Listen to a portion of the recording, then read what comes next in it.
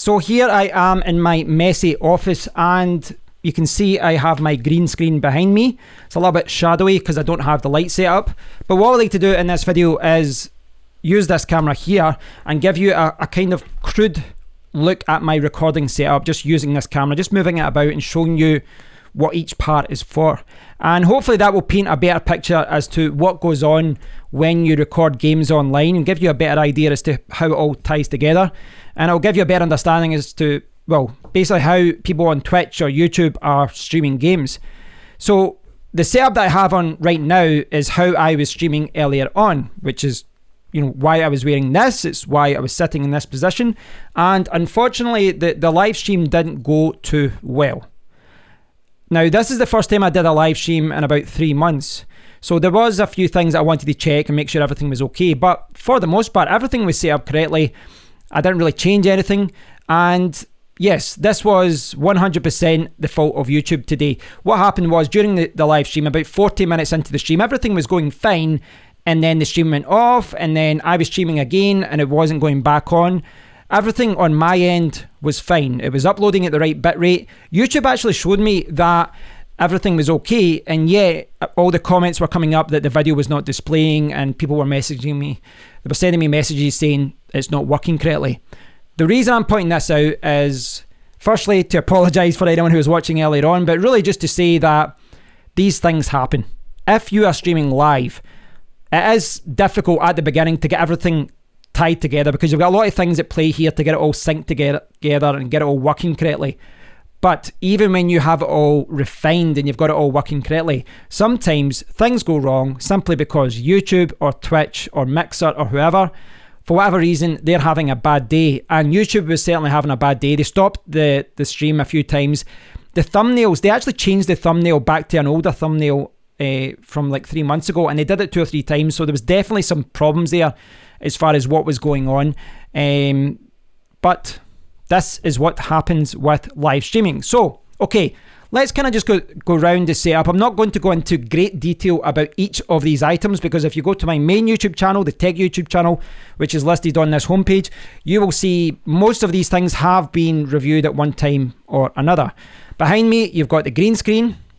You know, it's a green screen that goes up and down like that. So I have a retractable version, which does come in handy. It does save a lot of hassle. You can do it very cheaply and, you know, just get a green screen against the wall. This saves me a lot of space and a lot of hassle. You know, but you're talking about £130 or something like that against like $10 for a green screen if you use a cloth. But it works well with my setup. Here I've got the Shure SM7B microphone. A lot of people don't like a microphone in their face, but I do like this one. It's a kind of podcast style mic. I've got 2 of them. And I've got the Rode PSA 1. 360 degrees of movement. And this is one of the reasons I like using this as well, because if I go around here and show you this is my second microphone. Now, a lot of folk don't actually have it set up like this, but I've got 2 microphones attached at all time. I've got that one. I've got the Shure there, but I've also got this Sennheiser shotgun microphone up there as well. And you don't have to speak closely to that one. It's more of a condenser mic. It's a boom mic. And that just sits above. No one can see it, but it will record my voice. Now, the Shure here, this one, the Shure mic is more of a dynamic microphone. And the benefit of that is that if I wanted to, I can swing it away and you won't hear it as much. And then I can bring it back and you can hear me. And that's pretty good. With this one, it will pick up background noise all about the room. Now, I can eliminate a lot of that background noise using the software there. And that is important because the gaming laptop here, the fans do kick in. They kick in quite loud. So I use the software to, you know, kind of get rid of that background noise. But sometimes I still like this dynamic microphone where I can push it away and no one hears any background noise. I just like it. But I do switch between both of them. Just for a kind of quick reference, I don't use that much on this channel. I will for unboxings, but this is my overhead camera. You can see it's on a frame and I can just unbox things here and you can see it and I can zoom in and out. It's quite good. I've got a ring light there and it's kind of, you know, just because of the light, it's kind of stopping you seeing the Sony camera there. It's hard to catch it, but I've got the Sony camera there and you can see there, that is That's what you're seeing there. That's what's the main camera that I'm using. I do have the webcam. You can see the webcam light there. I do have the overhead camera. Those are the 3 main cameras that I use. But that's the main one that I use, and I can switch, between it. And I have the game playing in the background. The LED light there, but I've also got the Elgato lights there and there, which I reviewed on my other channel recently. And the good thing about that is if you use the Stream Deck, which, is quite good because I can change between all the cameras and stuff. If you look over there, I can change to that, I can change to the game, I can change to the main cam, all from this Stream Deck here. So that's pretty good. But I can also control the lights, so I can turn off the lights there and turn them all off. I can turn them down, I can turn them up like that, and then I can just put them back to the old setting. So that's pretty good. That alone is like £130, £150 or something, but it is quite useful to have. I just want to kind of go around the rest of the setup here. And if you look under here, you've got the Audient ID22. So this is my audio interface. Both of my microphones go through that. I actually have a more expensive audio interface downstairs, but it's more of a recorder. It's an 8-track one. It's like several £100. And that's a much better audio interface. But this one just seems to work better with my PC. Behind it, if you can see it, is the Elgato game capture card in the distance here, just hanging off the desk. Now, that is how I'm recording gameplay. Now, that's the Elgato HD60S Plus. I also have the original HD60S, and that is how I record it. Now, the idea is simple. You use your game device, either in this case, it's the laptop, or you can see I've got a Wii U there, PlayStation 3 and different things. But here, in this instance, I'm using a gaming laptop because this gaming laptop is powering that. So that's a gaming monitor.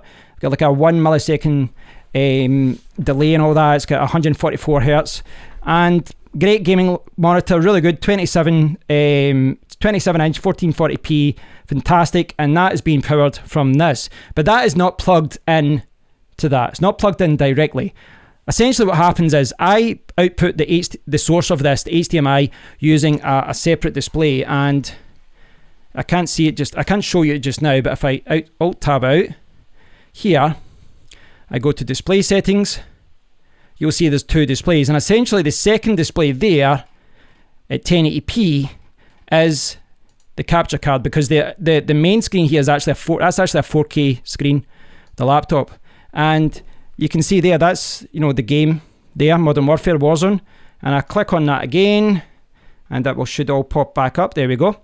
So the game is powered from this laptop. The HDMI goes out into the Elgato, so that's the source, the input source. The USB, the actual capture card, the USB 3.0 cable is plugged directly into my desktop PC, which is underneath, which is down there. And the other cable that you've got coming out that capture card down there is HDMI out. So the HDMI out goes into the Elgato down there, and then another HDMI cable goes all the way around to here. If I did not plug in the other HDMI cable, I could only view it on my PC, not the monitor as well. Now, there is a slight delay. They don't talk about it, but there is a slight delay. Certainly through OBS, there's a slight delay with the audio. There's not that much of a delay with the capture, but with the audio, there's just the ever so slightest delay. And you do notice it more with first-person shooters like this. And it can affect gameplay a little bit, but it's kind of the price you pay when you're recording. On here, obviously, I'm using OBS to record, and this is my finely tuned machine. I've got a lot of different audio sources. I've got, many different video capture devices. I've got many different scenes.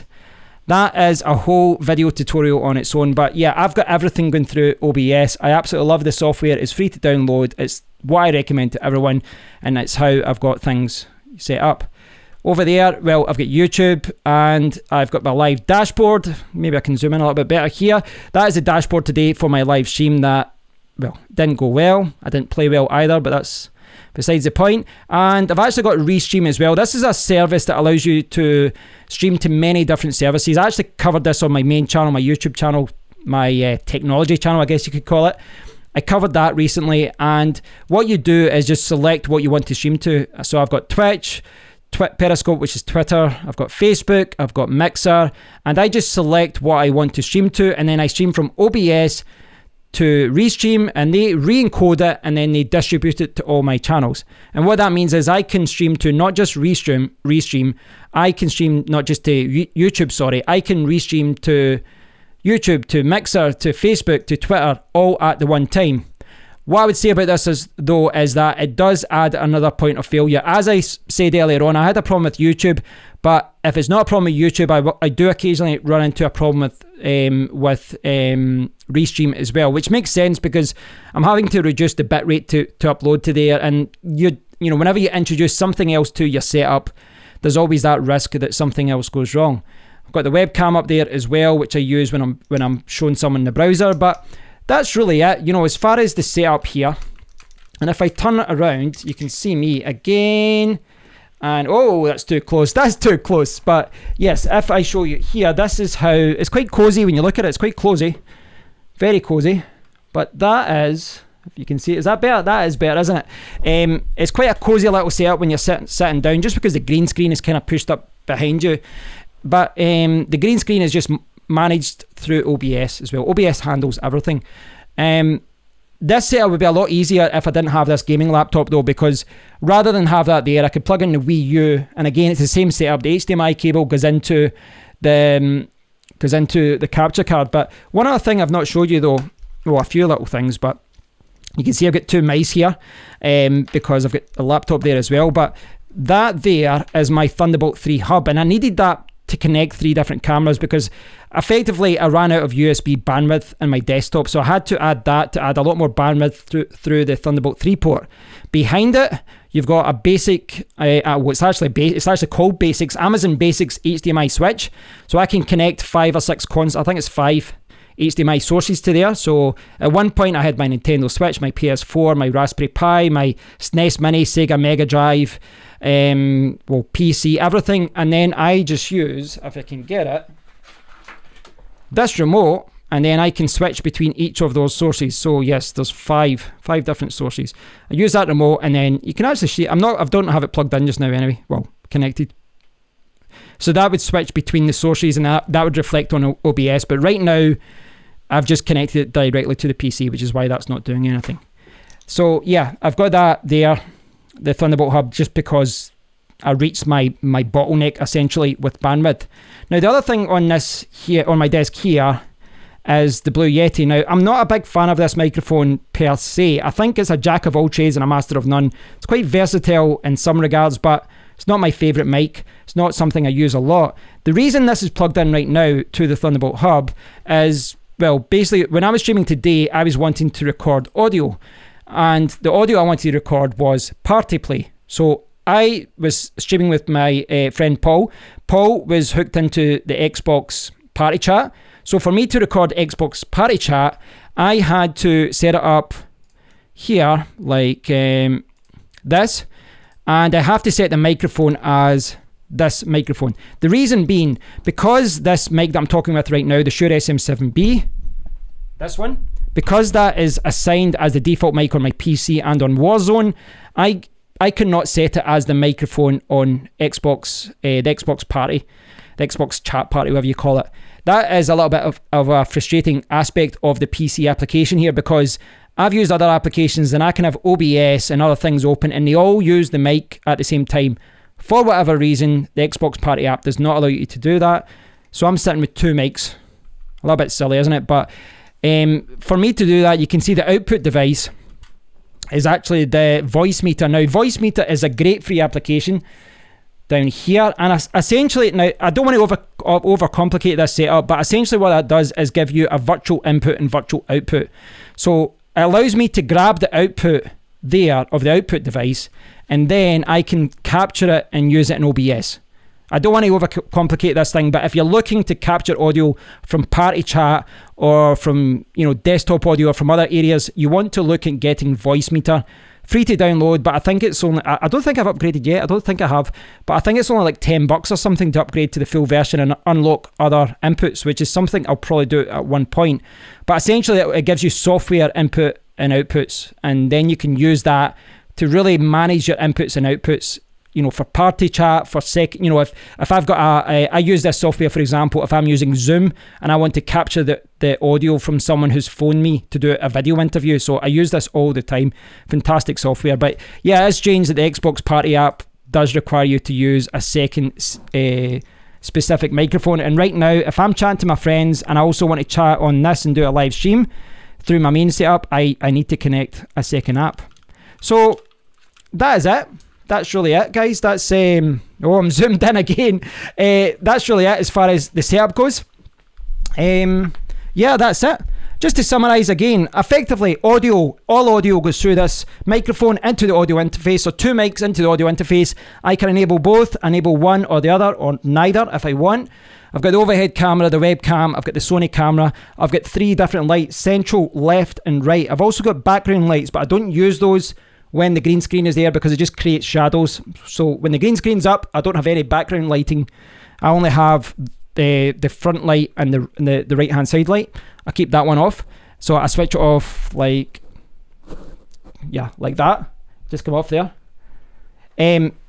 So when I'm recording with the green screen, that light goes off.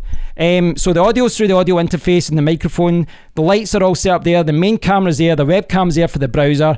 But the capture card is really, well, obviously, if you're capturing game footage, it is central to actually capturing that game footage. I've got the Elgato HD60S Plus. I've also got the Elgato HD60S. That's what I used to use. I can also recommend that. But I'm also using the Magewell for capturing my Sony camera. I've got a Cam Link for that Sony camera. I don't want to overcomplicate it all, guys, but all of this sounds complicated. All of this does sound complicated. If you've never set up a game stream before, all of this sounds complicated, but it's just like a jigsaw. You start off basic, you start off with a few different components. I would say start off with a webcam, a game capture card, and an audio interface and microphone, or even a USB microphone, depending on your budget. Start small, master OBS or whatever software you use, master that, and then just start tweaking things, start improving things, start looking at where you want to improve it, whether it be swapping your webcam for a Sony camera or Panasonic camera or something like that, and then you can introduce better lighting, and then you can introduce other cameras and just take it from there. So I hope you've enjoyed this look at my recording setup. Hopefully my next gaming stream will be a little bit better. Hopefully I'll play a little bit better. But everything is set up to go now, so I'll hopefully be able to do more videos now. I will probably do more videos on Warzone just because I've been playing it so much. Thanks for watching, guys. If you get any questions, please do post a comment below. Stay subscribed and all that cheesy crap, and I'll speak to you all in the next one. Take care.